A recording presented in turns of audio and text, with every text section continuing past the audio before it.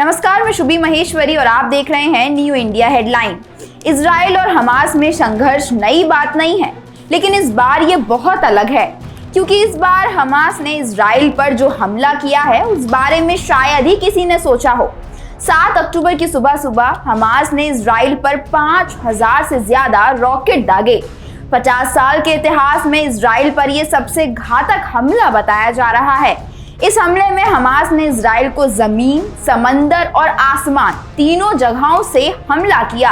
Hamas फिलिस्तीन का आतंकी संगठन है। हमास ने इस बार इतना जोरदार हमला किया कि इजरायली प्रधानमंत्री को आधिकारिक तौर पर जंग का ऐलान करना पड़ा।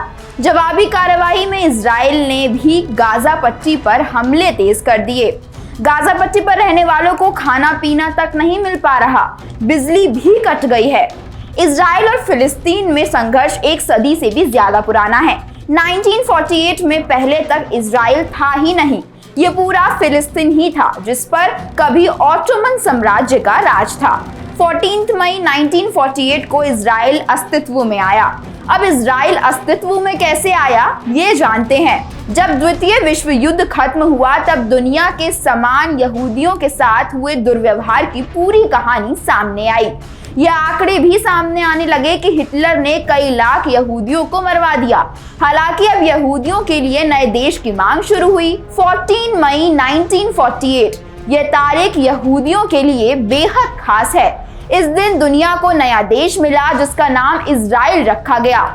इजराइल की आबादी 1 करोड़ से भी कम है, लेकिन इजराइल के वैज्ञानिक, इजराइल की मशीन, इजराइल की टेक्नोलॉजी समेत इजराइल से संबंधित हर चीज आज विश्व भर में प्रसिद्ध है। बता दें कि इजराइल जब बना तो उसके 5 पड़ोसी देशों ने जो इस्लामिक राष्ट्र थे उन्होंने 1967 में एक साथ मिलकर इजराइल पर हमला कर दिया था। इजराइल ने इसका कड़ा जवाब देते हुए सभी को युद्ध में एक साथ हरा दिया।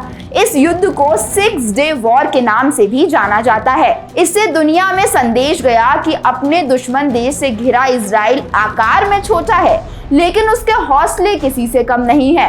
इस युद्ध का नतीजा हुआ कि इजराइल ने सीनिया प्रायद्वीप, गाजा, पूर्वी यरूशलेम, पश्चिमी तट, गोलाना की पहाड़ी पर अपना कब्जा जमा लिया। आखिर क्या है हमास? हमास फिलिस्तीन का एक इस्लामिक चरमपंथी संगठन है। इसी के कारण इजराइल और फिलिस्तीन के बीच युद्ध की शुरुआत हो चुकी है। हमास ने 7 अक्टूबर की सुबह इजराइल पर 5000 रॉकेट दागे और इजराइल में घुसपैठ कर इजराइल के नागरिकों पर हमले किए। हालांकि अब इजराइल ने हमास के खिलाफ ऑपरेशन ऑफ सॉर्ट शुरू कर दिया है। बता दें कि साल 1987 में हुए जन आंदोलन में शेख अहम यासीन ने हमास संगठन की नींव रखी थी। तब से हमास फिलिस्तीन इलाकों से इजराइल को हटाने के लिए लड़ाई लड़ रहा है। हमास को गाजा पट्टी से ऑपरेट किया जाता है। इजराइल को बतौर देश हमास मान्यता नहीं देता और इस पूरे इलाके में वह एक इस्लामिक राष्ट्र की स्थापना करना चाहता है। हमास का मकसद क्या है? अपनी स्थापना के 1 साल बाद यानी साल 1988 में हमास द्वारा एक चार्टर जारी किया गया। इस संगठन ने अपने चार्टर में इजराइल और यहूदियों को लेकर कहा कि यहूदी समुदाय और इजराइल को पूरी तरह खत्म करने के बाद ही हमास दम लेगा। बता दें कि हमास को 2 भागों में विभाजित है, जिसका एक भाग का दबदबा वेस्ट बैंक और गाजा पट्टी पर है। वहीं दूसरे भाग को साल 2000 में शुरू किया गया। इसकी शुरुआत के साथ ही इजराइल पर होने वाले हमलों में बढ़ोतरी देखी गई।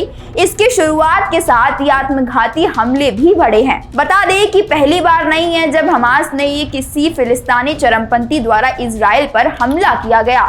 इससे पहले साल 2021 में भी दोनों के बीच युद्ध देखने को मिला। दरअसल इजराइल की स्थापना के बाद से ही इस विवाद की कहानी शुरू होती है। इजराइल मिडिल ईस्ट में एक लौता यहूदी देश है। इसके पूर्वी हिस्से में वेस्ट बैंक मौजूद है, जहां फिलिस्तीन नेशनल अथॉरिटी फिलिस्तीनियों के लिए सरकार चलाती है। इससे संयुक्त राष्ट्र द्वारा मान्यता मिली हुई है।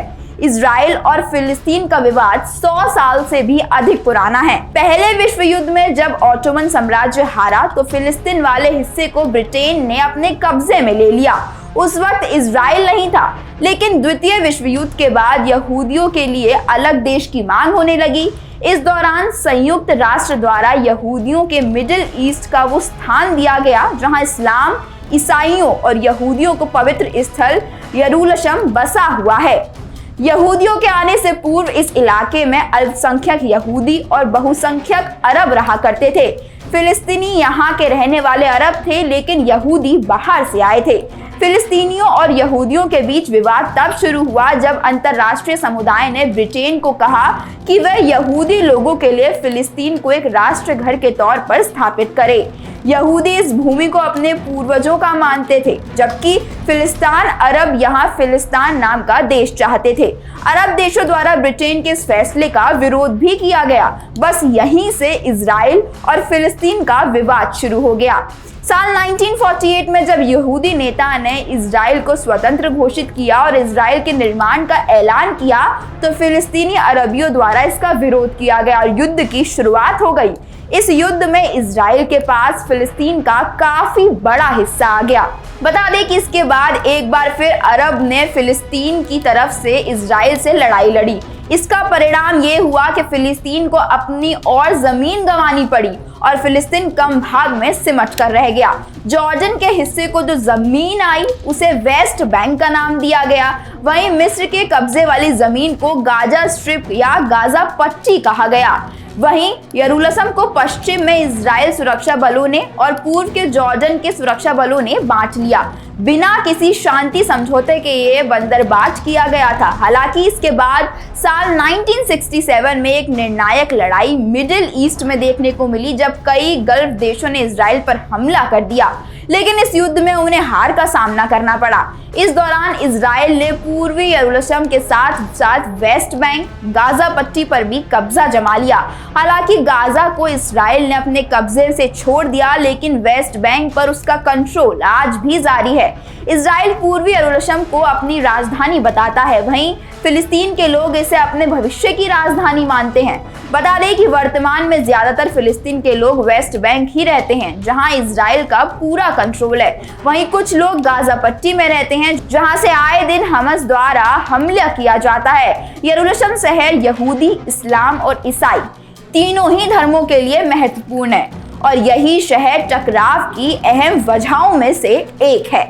इस वीडियो में बस इतना ही। वीडियो पसंद आई हो तो लाइक और शेयर करें और चैनल को सब्सक्राइब करना बिल्कुल ना भूलें। धन्यवाद।